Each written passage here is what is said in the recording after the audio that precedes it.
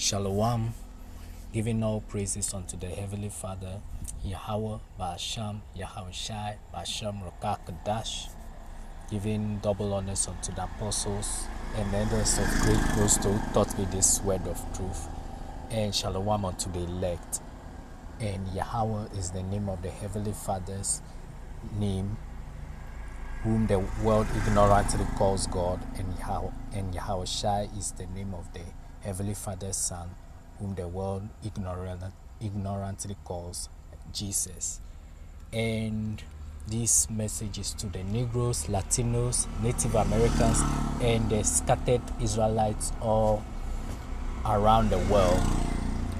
And I start off with today's article from VOA, Voice of America, and it reads, many across Africa shocked by 90-day freeze on USAID. And as some of us in the know, USAID, which is an aid group by the US, which helps with charity and helping out other NGOs across the world in order to relieve the suffering of the poor and the destitute around the world, has been put on pause by President Trump, and this has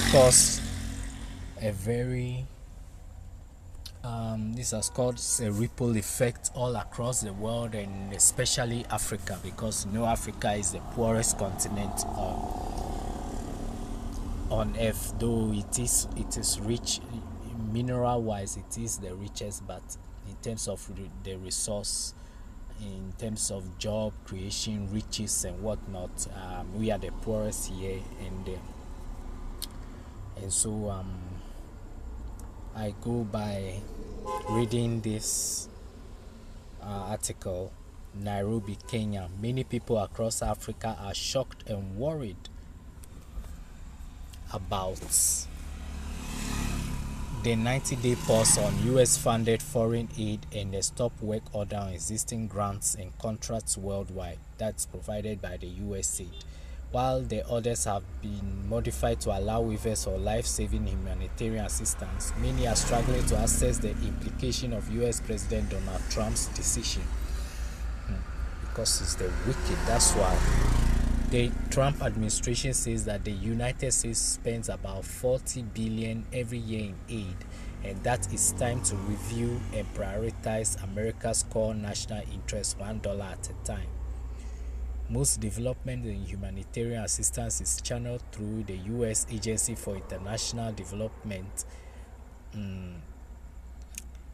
That's the full acronym of the USAID, and through various programs working with individuals, communities, organizations, and countries across the globe.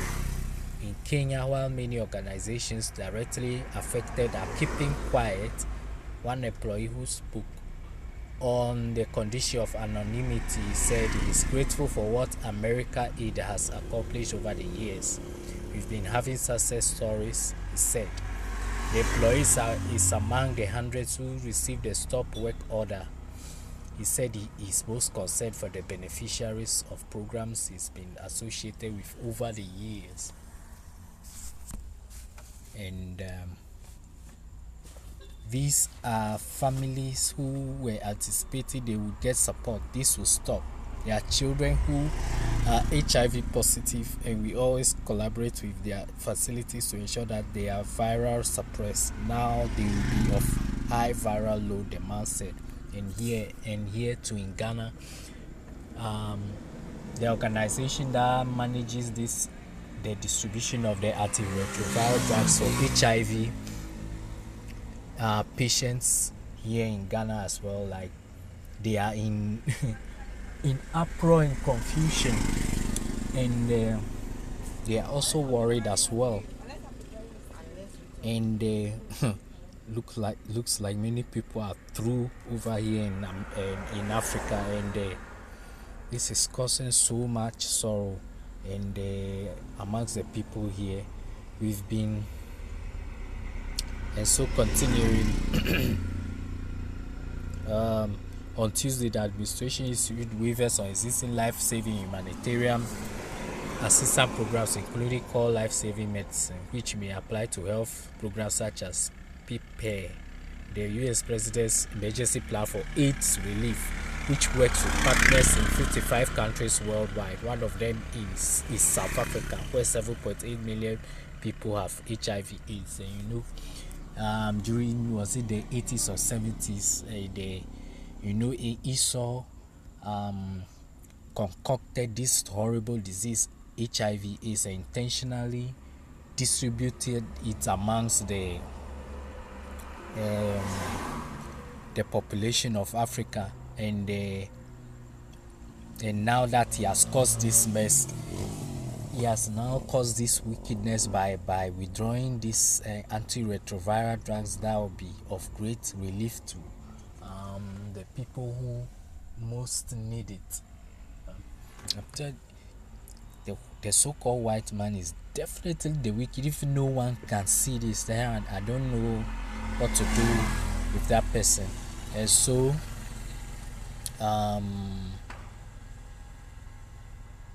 there are families who anticipated they could get support. This will stop. There are children who are HIV positive, and we always collaborate with their families to ensure that they are viral suppressed. Now they will be of high viral load, the man said.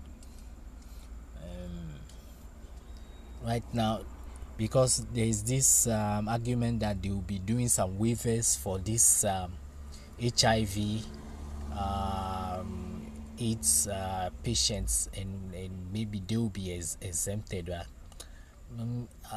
I doubt that, because knowing Esau, this is the kind of madness he goes through, and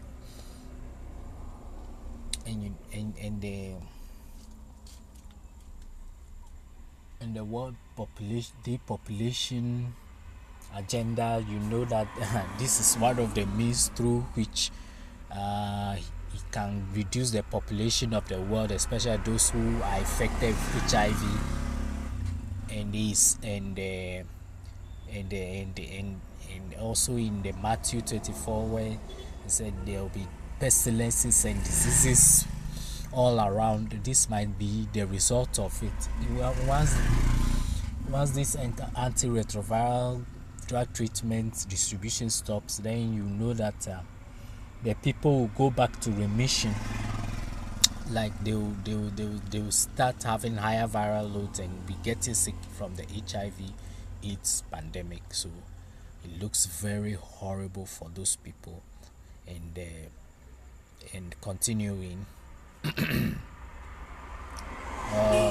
Asandan Guanshe, an independent political analyst from South Africa, said the nation is the biggest beneficiary of the PPE program and has been for many years. It will have dire consequences for people in the region, because there are some people who come to South Africa to receive some medication.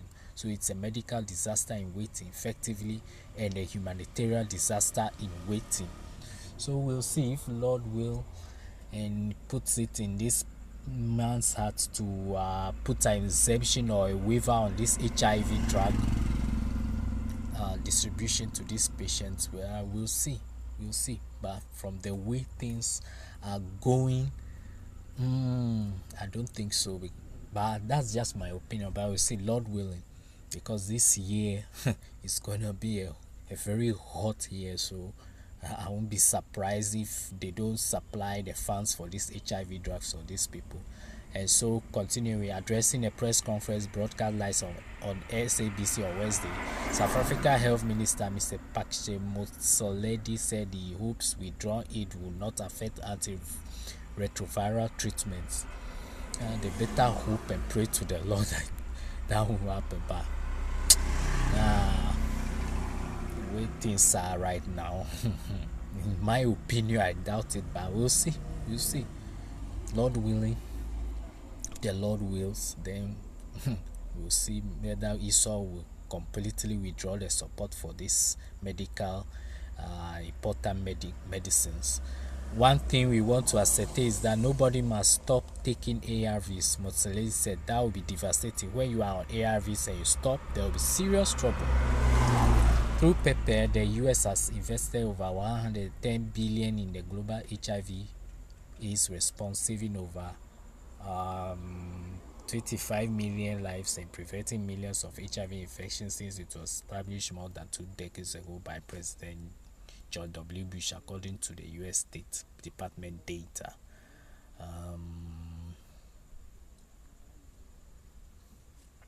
Continuing, this one says Far Adam Musimbi 16, who contracted HIV at birth, takes PEPFAR supplied antiviral pills in Nairobi, Kenya on August 16, 2023.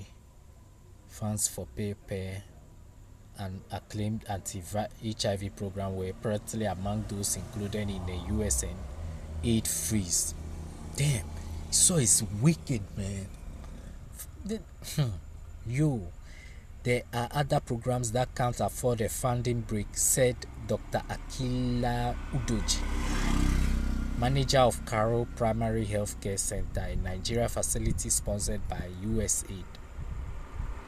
Tuberculosis diagnosis treatment. If that funding is cut off, it will greatly affect the program because there won't be any diagnosis of such cases, and then the medicines people can't afford them, Doji said.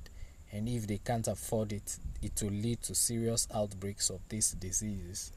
The US Global Leadership Coalition, an advocacy group, welcomed the administration's review of foreign assistance programs in a statement by expressing some concern. The former commander of US Central Command, Tonozini, who is chair of the Council of nearly 270 retired admirals and generals, warned that the freeze takes the US off the playing field and could directly affect US military operations overseas. That's all they care about, their military. VOA requested interviews with the USAID offices in Kenya, Nigeria, and the US, but did not receive replies. Meanwhile, the 90-day freeze is already paying dividends. A statement released by the US State Department said this week. It said the review has prevented over 1 billion in spending, but not aligned with the administration's America First agenda, including programs providing safety contraceptive, climate justice, clean energy, and abortion programs and services. So I go on with this precepts. Psalms 10 verses 2. The wicked in his pride doth persecute the poor. Let them be taken the devices that they have imagined. And so Esau, the poor, mainly Jacob. And so this is no surprise at all what Esau is doing to Jacob, because most of Jacob reside here in Africa.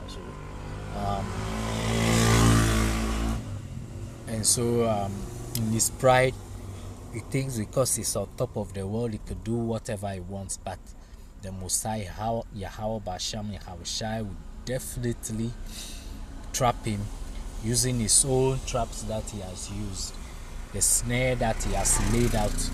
Esau and all his plans, the Lord of hosts will definitely put him to shame in the end. So you shouldn't worry at all. Recompense is coming. And continuing with Proverbs, let's see, Proverbs, I'll have it all here, ladies. Proverbs 29 verses 7. The righteous considereth the cause of the poor, but the wicked regardeth not to know it. And so this is a clear example, because at least if you could other development aids, such as maybe roads or things that, though they are necessary but they are not life-threatening, those kind of aids could be cut off. But things like antiretroviral drugs and tuberculosis medications, things like that are very important to those people. And so one is supposed to consider those vulnerable people and have compassion, because it's not much for Esau at all to spend money. I'm sure that thing would even cost like maybe like $200 million to spend on antiretroviral and tuberculosis and whatnot. It's supposed to have exempt that, but because of Esau's nature, he doesn't consider the poor at all. So this is one of the results of it. And so I'm continuing. I go with Proverbs 30 verses 14. Proverbs 30 verses 14, and it reads, "There is a generation whose teeth are as salt, and their jaw thieves as knives, to devour the poor of the earth and the needy from among men," especially at Jake. Same thing. Esau is the sword of the heavenly Father. So all they like to do is to persecute Jake, to destroy Jake through whatever means, through depriving them, such as this situation here might be to deprive them of their medication in order to make them die of their diseases and whatnot. And so it's the same precept here, and I go to this last precept here from Revelation 12 verses 12, and it reads, "Therefore rejoice, ye heavens, and ye that dwell in them.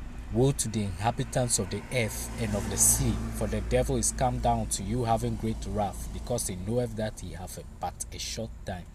And so Esau Edom isn't slacking at all. He knows he have but a short time, so he needs to push ahead with his agenda. And seeing what President Trump giving that address during the wave where the eagles head turned to the left towards the arrows, that is declaration of war against the entire world, is coming down with great wrath, and that too will lead to the third woe as well, and all the nations including his own, hating on him. And so I end this lesson by giving all praises unto Yahweh, Basham, Yahweh Shai, Bashuraka Kadash, and Shalom unto the elect.